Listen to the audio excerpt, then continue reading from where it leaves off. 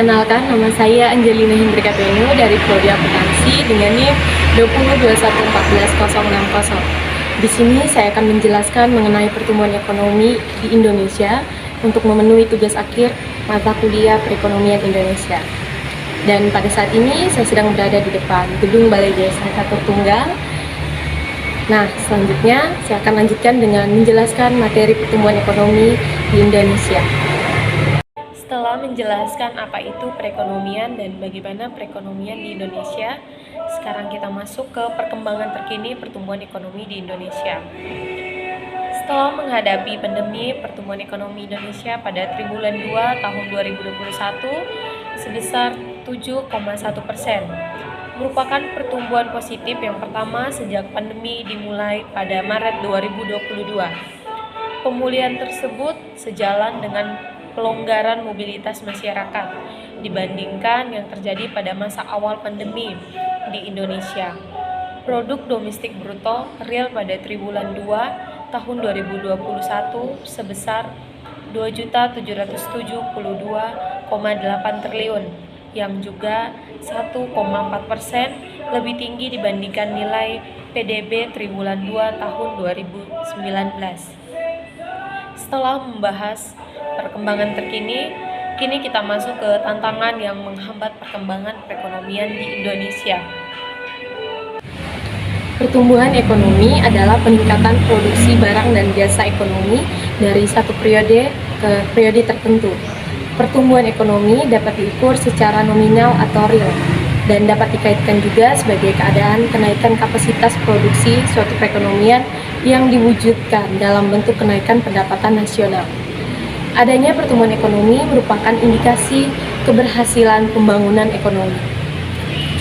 Nah, dan di Indonesia perekonomian dapat dikatakan belum stabil. Hal ini tentu dapat disebabkan oleh beberapa hal. Salah satunya yaitu inflasi yang tinggi. Inflasi yang tinggi seringkali disebabkan oleh krisis global, kesalahan manajemen, kurangnya produksi, dan perubahan sistem ekonomi. Inflasi adalah salah satu indikator perekonomian yang penting. Laju perubahannya selalu diupayakan rendah dan stabil agar tidak menimbulkan masalah makroekonomi yang nantinya akan memberikan dampak ketidakstabilan dalam perekonomian. Dengan inflasi yang tinggi akan menyebabkan kecenderungan peningkatan terhadap harga barang dan jasa umum secara terus-menerus selama periode tertentu. Kemudian peningkatan tersebut akan berdampak pada penurunan daya beli masyarakat yang membuat hasil produksi juga mengalami penurunan dan pada akhirnya mengurangi pendapatan nasional. Berkurangnya pendapatan nasional ini menjadi gambaran umum dari ketidakstabilan perekonomian di Indonesia. Setelah menjelaskan apa itu perekonomian dan bagaimana perekonomian di Indonesia, sekarang kita masuk ke perkembangan terkini pertumbuhan ekonomi di Indonesia. Perekonomian Indonesia masih akan menghadapi berbagai tantangan. Di sisi eksternal, tantangan utama bersumber dari risiko pertumbuhan ekonomi global yang belum kuat dan penurunan harga komoditas. Dan di sisi domestik, tantangan struktural terkait yang pertama ketahanan pangan, energi dan air. Yang kedua, daya saing industri, maritim dan pariwisata. Yang ketiga ada pembiayaan jangka panjang. Dan yang keempat ada ekonomi inklusif. Di samping itu, modal dasar pembangunan serta stabilitas makroekonomi, sistem keuangan perlu diperkuat. Untuk itu, bauran kebijakan diarahkan untuk mengawal stabilitas, mendorong momentum pertumbuhan ekonomi, dan mempercepat reformasi struktural. Kedepan, struktur ekonomi Indonesia diharapkan lebih terverifikasi dan mendukung pertumbuhan ekonomi keberlanjutan. Untuk tren pemulihan ekonomi Indonesia di tahun ini masih dibayangi dengan berbagai tantangan. Terdapat 3 tantangan yang harus diwaspadai Indonesia dalam upaya pemulihan perekonomian di Indonesia. Untuk itu, tantangan yang pertama adalah masih rentannya situs COVID di Indonesia pada saat ini. Saat ini, pandemi sudah mulai memasuki masa endemik, tetapi sifatnya masih rentan. Dari sisi nasional, semakin menurunnya antusiasme penduduk untuk mendapatkan vaksin. Padahal vaksin merupakan hal utama dalam penanganan pandemi. Untuk tantangan yang kedua adalah beradaptasi dengan krisis saat ini dan menjadikan sebagai momentum perubahan. Dalam 2 tahun terakhir, transformasi digital sangat pesat dan Indonesia harus beradaptasi dengan kondisi tersebut. Nah, di sini ada tantangan yang ketiga, yaitu adalah akselerasi dan perubahan aspirasi terhadap isu lingkungan hidup dan perubahan iklim di tingkat global. Kondisi ini juga mendorong Indonesia untuk bisa ikut beradaptasi, bahwa kesadaran akan lingkungan hidup juga di tengah mendapat sorotan. Untuk itu, pemerintah juga telah memasuki agenda ini dalam kebijakan ekonomi makro dan pokok-pokok kebijakan fiskal. Nah, setelah melihat tantangan perekonomian Indonesia, di sini saya juga akan membahas tentang prospek perekonomian Indonesia. Kinerja dan prospek ekonomi Indonesia setelah libur Lebaran tahun 2022 kembali mendapat kabar positif di tengah berbagai dinamika dan tantangan global yang masih mendera tersebut. Tren perkembangan ekonomi nasional saat ini terus berada pada jalur yang tepat karena ditopang oleh aktivitas ekonomi domestik yang semakin bergeliat serta didukung oleh sektor eksternal yang semakin resilient.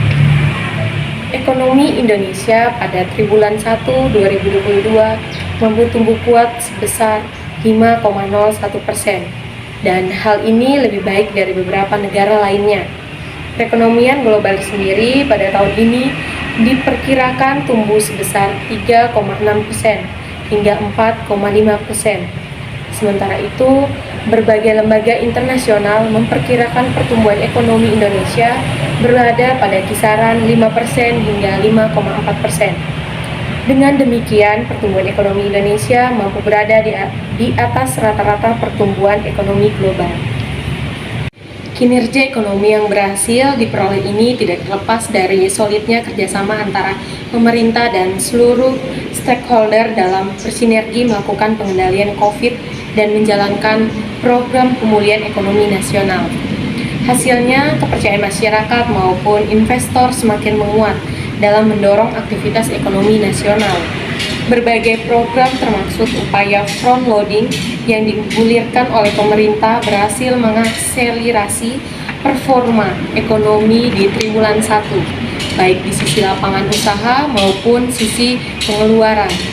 Melalui pemberian insentif bagi dunia usaha, aktivitas produksi mampu terekspansi yang terlihat dari pertumbuhan positif pada mayoritas lapangan usaha. Sektor industri pengolahan sebagai kontributor terbesar PDB tumbuh positif sebesar 5,07%. Sektor utama lainnya juga tumbuh signifikan, yakni sektor transportasi dan pergudangan yang mencatatkan pertumbuhan tertinggi sebesar 15,79%. Dan hal ini sejalan dengan mobilitas masyarakat yang semakin pulih. Berbagai sektor lainnya yang mendukung aktivitas di tengah pandemi COVID-19 seperti sektor jasa kesehatan serta sektor informasi dan komunikasi juga mengalami pertumbuhan yang sangat besar. Aktivitas sektor pertumbuhan yang terus meningkat berhasil memberikan lapangan pekerjaan yang lebih luas, tercermin dari kenaikan jumlah tenaga kerja sebesar 4,55 juta orang pada Februari 2022. Khususnya untuk pekerja penuh waktu tercatat sebanyak 88,42 juta orang atau naik sebanyak 4,28 juta orang, dan kenaikan juga terjadi pada pekerja paruh waktu. Angka ini juga terkonfirmasi dari penurunan tingkatan pengangguran terbuka yang menjadi sebesar 5,83% dari sebelumnya 6,26% pada Februari 2021 tahun yang lalu. Di sisi pengeluaran, percepatan penyaluran perlindungan sosial memberikan dorongan bagi daya beli masyarakat yang tercermin dari pertumbuhan konsumsi rumah tangga sebesar 4,34%. Ditambah lagi, pelonggaran mobilitas masyarakat turut mendorong aktivitas ekonomi, sehingga menjadi insentif bagi dunia usaha untuk melakukan ekspektasi, sehingga PMTB mampu tumbuh sebesar 4,09%.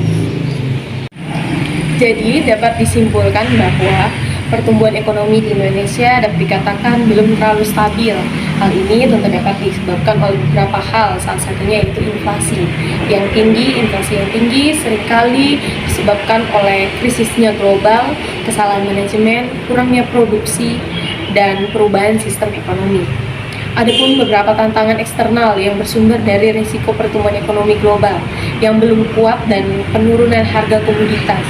Terdapat 3 tantangan yang harus diwaspadai Indonesia dalam upaya pemulihan ekonomi, yaitu yang pertama adalah masih rentannya COVID-19 dan virus baru yaitu Omicron di Indonesia pada saat ini. Yang kedua adalah beradaptasi dengan krisis saat ini dan menjadikannya sebagai momentum perubahan. Dan yang ketiga adalah akselerasi dan perubahan aspirasi terhadap isu lingkungan dan perubahan iklim di tingkat global.